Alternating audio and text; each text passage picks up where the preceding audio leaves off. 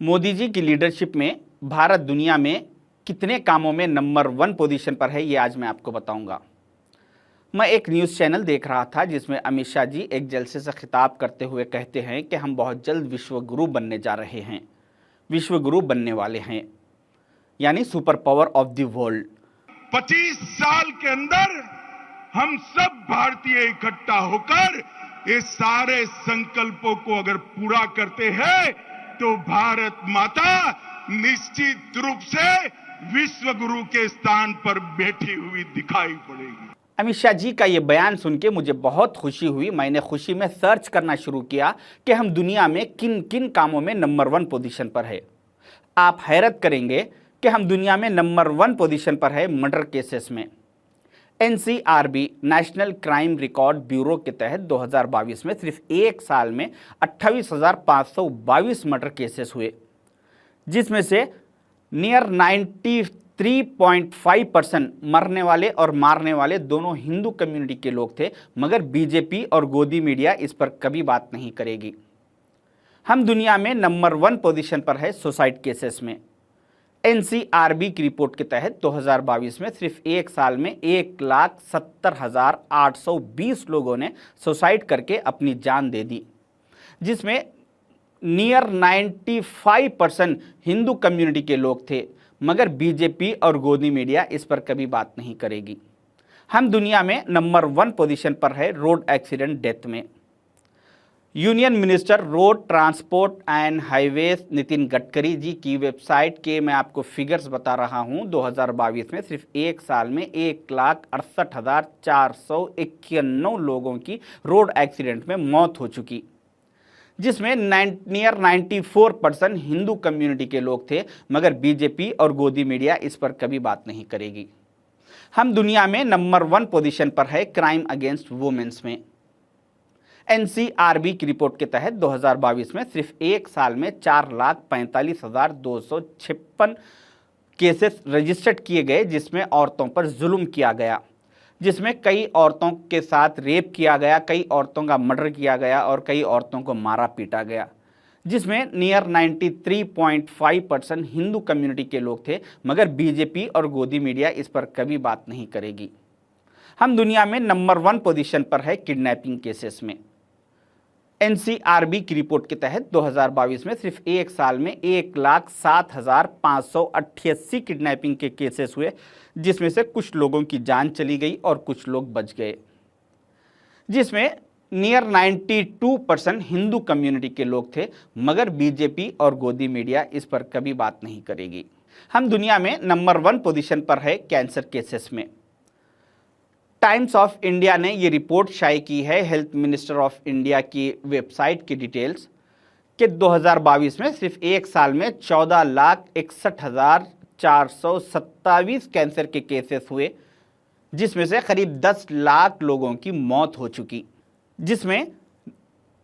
Near 95% Hindu community के लोग थे, मगर बीजेपी और गोदी मीडिया इस पर कभी बात नहीं करेगी। मैं जो आपको ये फिगर्स बताया हूं, जिसमें हर साल हमारे खराब सिस्टम की वजह से 14 लाख लोग मर रहे हैं, उसमें से करीब 14 लाख लोगों की मौत हो रही है, जिसमें से करीब 13 लाख लोग सनातन धर्म के हैं, हिंदू कम्युनिटी के लोग हैं, मगर बीजेपी और गोदी मीडिया इस पर कभी बात नहीं करेगी। ये बात करेंगे जिस तरह से बीजेपी और गोदी मीडिया हिंदू कम्युनिटी से मोहब्बत बताने की कोशिश करती है। अगर इनको हकीकत में हिंदू कम्युनिटी से मोहब्बत होती तो ये लोग ये खराब सिस्टम में कुछ सुधार लाने की कोशिश करते, इस पे डिबेट्स करते, अपने सुसाइड केसेस को और मर्डर केसेस को, रेप केसेस को कम करने की कोशिश करते, बजाय उसके पिछले 10 सालों से इनके डिबेट्स, इनके बातचीत, इनके लेक्चर्स सिर्फ इस पे हो रहे हैं कि मस्जिद और मंदिर पर, हिंदू और मुसलमान पर, मुसलमान अजान देना या नहीं देना, मुसलमान की औरतें हिजाब पहनना या नहीं पहनना, मुसलमान हलाल खाना या हराम खाना, इस पर ये सारे 10 साल गुजार चुके हैं। आप हैरत करेंगे कि दुनिया में हम एक और काम में नंबर 1 पोजीशन पर है कि अपनी कंट्री की सिटीजनशिप छोड़ते हुए दूसरी कंट्री की सिटीजनशिप लेने में। मिनिस्ट्री ऑफ एक्सटर्नल अफेयर की वेबसाइट के फिगर्स मैं आपको बता रहा हूं। 2022 में सिर्फ एक साल में 2,25,620 लोगों ने इंडियन सिटीजनशिप छोड़ते हुए दूसरी कंट्री की सिटीजनशिप ले ली, जिसमें से नियर 97% हिंदू कम्युनिटी के लोग थे। ये जो लोग सिटीजनशिप छोड़ के दूसरे कंट्रियों में शिफ्ट हो रहे हैं, ये यहाँ के हमारी कंट्री के ऑटो चलाने वाले या टैक्सी ड्राइवर्स या तरकारी बेचने वाले लोग नहीं है। ये well qualified, well educated, well financially अच्छा स्टेटस रखने वाले, वेल बिजनेसमैन, वेल सेटल्ड लोग हैं जो अब ये कंट्री को छोड़ते हुए दूसरी कंट्रियों में शिफ्ट हो रहे। हमारी कंट्री का कल्चर यह है कि यहाँ पे जिसका फाइनेंशियली स्टेटस अच्छा रहता, उसके पीछे 4 आदमी का रोजगार रहता। जैसा कि उसके घर में काम वाली होती, उसके पास एक ड्राइवर होता, उसके ऑफिस में, उसकी दुकान में, कंपनी में 2-4 लोग काम करने वाले होते, जिसकी वजह से अगर हम मिनिमम एक आदमी के पीछे 4 आदमी का अगर हिसाब रखें तो जो करीब 2.5 लाख लोग हमारी कंट्री की सिटीजनशिप छोड़ के दूसरी कंट्री में शिफ्ट हो रहे हैं, इन 2.5 लाख के पीछे 10 लाख लोग करीब हर साल बेरोजगार होते जा रहे हैं। मैं ये सिर्फ सनातन धर्म के हिंदू कम्युनिटी के लोगों की बात कर रहा हूं। इसमें मैं ना तो मुसलमान की, क्रिश्चियन की, सिख की, जैन की, उन लोगों की बात नहीं कर रहा हूं।